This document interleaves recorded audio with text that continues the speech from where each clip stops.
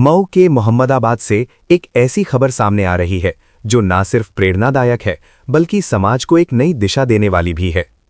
एकता समाज, एकता से जागृत समाज, चेतना से सशक्त भारत। इसी विचार को साकार करने के उद्देश्य से एकता समाज चेतना समिति द्वारा एक भव्य प्रतिभा सम्मान एवं सामाजिक सेवा कार्यक्रम का आयोजन किया गया।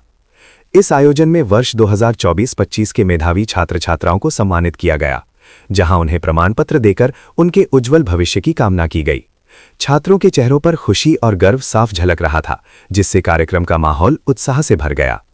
कार्यक्रम के माध्यम से ये संदेश दिया गया कि शिक्षा ही समाज को आगे बढ़ाने का सबसे मजबूत आधार है। छात्रवृत्ति वितरण कर जरूरतमंद विद्यार्थियों को आगे बढ़ने का अवसर भी प्रदान किया गया। वहीं कार्यक्रम में सामाजिक सेवा की एक शानदार मिसाल भी देखने को मिली। वृद्धजनों को वस्त्र वितरण किया गया, जो समाज के प्रति संवेदनशीलता और जिम्मेदारी का प्रतीक बना। बुजुर्गों के चेहरे पर आई मुस्कान ने इस आयोजन को और भी खास बना दिया। सेवा ही सच्चा धर्म है, ये केवल एक नारा नहीं बल्कि इस पूरे आयोजन की आत्मा रही, जो हर गतिविधि में साफ नजर आई।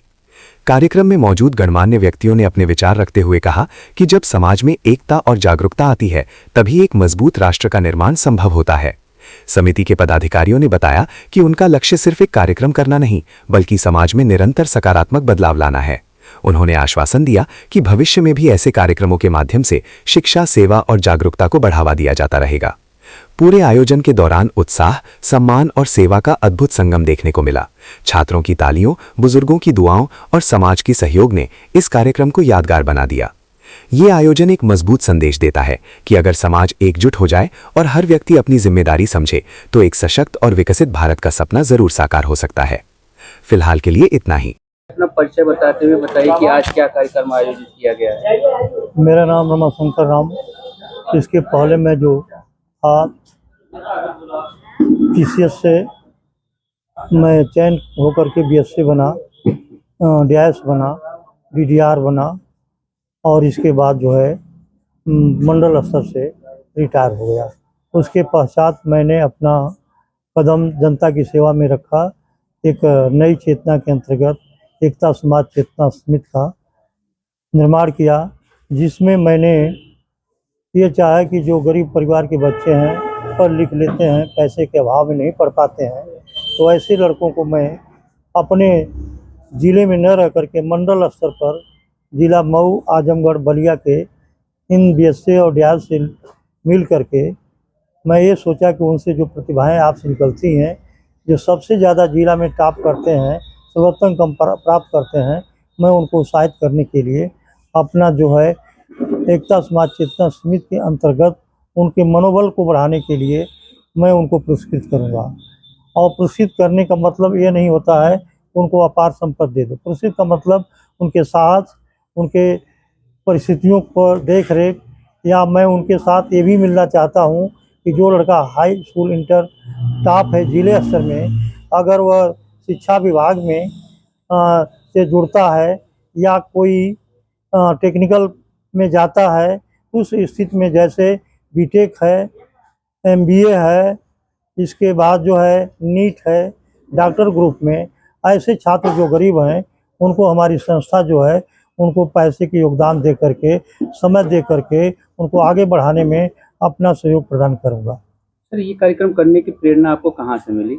ये जब मैं अपने विभाग में रहता था और इसमें जब मैं जिला DIS के पद पर था, वैसे मैं डाइट में भी था। जिला शिक्षा प्रशिक्षण संस्थान में मैं प्रचार था, तो वहाँ पर कुछ लोग जुटने आते थे।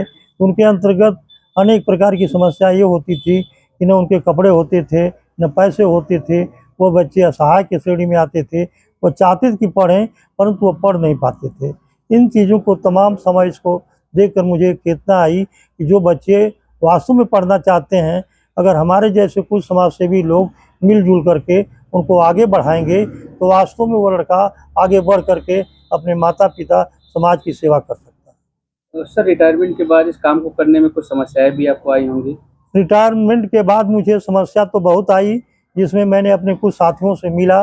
जैसे हमारे कुछ साथी हमारे मेंबरशिप में हैं, इंजीनियर हैं, रेलवे विभाग के इंजीनियर हैं, बिजली विभाग के इंजीनियर हैं, PWD के, इस तरह से जो है कुछ जो है अध्यापक हैं, कुछ जो अधिकारी हैं, उन लोगों से हमने मिल करके यह कदम रखा। कुछ जो है एयरपोर्ट में हैं, कुछ अन्य संस्थाओं से जुड़े हैं। तो मैं कहा मेरे लड़के जो पढ़ते हैं PCS IAS में, उनसे मैंने रखा तो वो अपने साथियों से अपने उन विचारों को लड़कों से कहे, तो वो विचारों को प्रकट करते हुए वो सब कहे कि आप आगे बढ़िए, मैं पैसे की कमी नहीं पड़ने देंगे।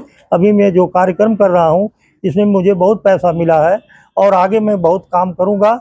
और इस कार्य में जो है मेरे साथियों का, मेरे लड़कों के साथियों का, मेरे अन्य कर्मचारियों के साथियों का योगदान मुझे आर्थिक हिस्से से मिल रहा है। सर भविष्य में और किस तरीके के समाज सेवा करने का विचार है? भविष्य में अभी मैंने तो यहाँ पर निराश्रित बाल गृह करना चाहता था, इसके बाद वृद्धा प्रोजेक्ट करना चाहता था। इसके बाद जो है मैं कुछ महिलाओं के जो बुजुर्ग हो गई हैं उनको सेवा के लिए भी कार्य करना चाहता था, परंतु हमारे बगल में माननीय लक्ष्मण भाई कर रहे हैं। तो मैंने कहा जब मेरी संस्थाएं कुछ जुड़े हुए हैं, कुछ लोग कर रहे हैं, तो मैं इनसे हटकर कुछ काम करूं, ताकि जहां वो कमज़ोर पड़ते हैं तो मैं उनके साथ मिलकर कंधे से कंधे इस समाज को मैं आगे बढ़ाऊं। मेरे सामने न कोई SC है, न कोई BC है, न कोई जनरल है, सब समान वर्ग के हैं। सभी समान वर्ग में सभी की परिस्थितियाँ आती हैं, उन परिस्थितियों को सामना करने के लिए वो लड़का मजबूर होता है। तो ऐसे लड़कों का जो है हम लोग सहयोग करते हैं। सर सेवा ही सच्चा धर्म है, इसे अपनी समिति और लोगों के जीवन में किस प्रकार से देखते हैं? जब हम पढ़ते थे तो हमारे साथ बहुत गरीब के लड़के रहते थे, तो हम लोग अपना स्टाइपेंड छात्रवृत्ति दे करके उनको आगे सहयोग किए। वो PPS हो गए, वो PCS हो गए, वो लेक्चरर हो गए। तो इस तरह से जो लड़कों को हमने आज योगदान दे रहे हैं, जो लड़के सहयोग कर रहे हैं, वो लड़के आगे चलकर भविष्य में वो भी हमारे जैसे होंगे, समाज की सेवा करेंगे। सर आज जो कार्यक्रम हुआ है, बुजुर्गों को सम्मान किया गया है, तो ये कार्यक्रम कैसा था? इसमें ऐसा स्थित है कि जो हमारे बुजुर्ग हैं, जैसे हमने मऊ आजमगढ़ जिला का लिया, एक कहावत है कि जो आप कुछ आगे बढ़ते हो तो परिवार का मतलब अपने से होता है, उससे थोड़ा आगे बढ़ते हो तो अपने भाई बंधु, उससे थोड़ा आगे बढ़ते हो तो अपने ग्राम सभा से आगे बढ़ते हो तो अपने तहसील स्तर पर, तहसील से आगे बढ़ते हो तो जनपद स्तर पर, जनपद स्तर से आगे बढ़ते हो मंडल स्तर पर। तो मेरी सेवा जो है मंडल स्तर पर होगी। और मैं यहाँ पर तमाम लोग बैठे हुए हैं, प्रबुद्ध वर्ग, हमारे समाज सेवी, हमारे वकील हैं, डॉक्टर हैं, इंजीनियर हमारे तिवारी जी हैं, सभी लोग से मेरा एक घोषणा करता हूँ कि अगर इस तरह के लड़के पढ़ने में कमज़ोर हो, अगर वो पढ़ना चाहता है तो उस छात्र को चयनित करें, अब मेरे पास लावें। मैं उसको चाहे हाई स्कूल में हो, इंटर में हो, BA में हो, MA में हो, या टेक्निकल करना चाहता है, डिप्लोमा में ITI हुआ, पॉलिटेक्निक हुआ, BTech हुआ, B.Pharma हुआ, इसके साथ साथ आपका नीट का जो MBBS डॉक्टर बनते हैं उसमें भी मैं सहयोग प्रदान करूँगा। सर आपकी समिति द्वारा जो कार्यक्रम होता है, इसमें कोई जाति धर्म से संबंध कुछ भी नहीं? कोई हमारा जात धर्म से सब एक हैं, एक साथ रहेंगे। जब हम पूरे समाज एक रहेंगे तो हमारा स्वतः विकास होगा। आज के कार्यक्रम के बारे में कुछ बताइए। मैं पुष्पेंद्र भारती, वरिष्ठ प्रबंधक एयरपोर्ट अथॉरिटी ऑफ इंडिया, और कार्यक्रम जो एकता समाज चेतना समिति के अध्यक्ष हैं उनके द्वारा मैं आमंत्रण दिया कि इस कार्यक्रम का संचालन कीजिए। मैं इस समिति का सदस्य तो नहीं हूँ, एक गवर्नमेंट अधिकारी होने के नाते, लेकिन मेरा जो सहयोग रहा है कार्यक्रम संचालन के प्रति, समाज से सहयोग इकट्ठा करने के प्रति, उसका पूरा सहयोग हमारे लिए इस एकता समाज चेतना समिति के लिए रहा है, और इसकी वजह से ये कार्यक्रम सफलतापूर्वक संचालित किया गया। अध्यक्ष जी के बारे में आप क्या कहना चाहेंगे? कितना सराहनीय काम कर रहे हैं, वृद्धों की सेवा कर रहे हैं, छात्रों को प्रोत्साहित कर रहे हैं पढ़ाई लिखाई में।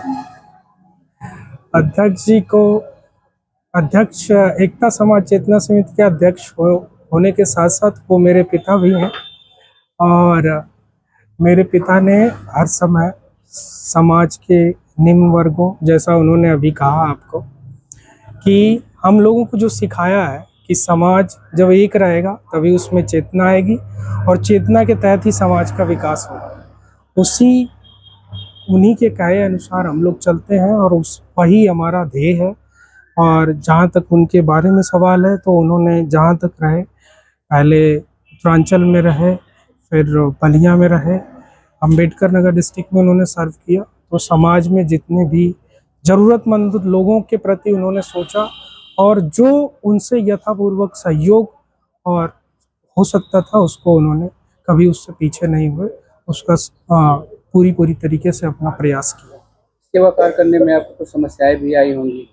सेवा कार्य करने में जब आप समाज को एक साथ लेके चलते हैं, समाज एक परिवार की तरह, जैसा उन्होंने कहा कि पहले गांव, फिर तहसील, फिर जनपद, फिर मंडल, उसी तरह समाज की सबसे छोटी इकाई परिवार है। परिवार में भी कोई कार्य होता है तो वहाँ पे भी समस्याएं आती हैं, और जब समाज में आप कोई कार्य करते हैं तो और समस्याएं आती हैं। लेकिन समस्याओं का समाधान ही मनुष्य का एक उद्देश्य होना चाहिए। अगर आप कहीं भी जाएंगे तो 10 लोग आपके साथ होंगे, 2 लोग साथ नहीं होंगे, चाहे उसका उल्टा हो सकता है। फिर भी आपको जो कार्य करना है उस कार्य के साथ आगे बढ़ते रहना चाहिए और एक न एक दिन वो कार्य सफल जरूर होगा। तो आखिरी सवाल, सेवा ही सच्चा धर्म है, इसे अपने ऊपर, परिवार के ऊपर या समाज के ऊपर किस तरीके से देखते हैं? सेवा ही सच्चा धर्म जो है, ये टैगलाइन है हमारे एकता समाज चेतना समिति की। सच्चा धर्म इसलिए है कि मनुष्य सेवा ही सबसे सच्चा धर्म है। आप अगर कोई मनुष्य जिसको की ज़रूरत है किसी भी तरीके से, उसको समाज में सही खड़ा करने के लिए, उस अपने समाज में अपना स्थान बनाने के लिए, अगर उसके तहत हम उसका कुछ सहयोग कर पाते हैं और उस सहयोग से वो अगर हमारे बराबर और समाज में बराबर स्थान पा लेता है, तो इस वजह से ये कहा गया है कि सेवा ही सच्चा धर्म है।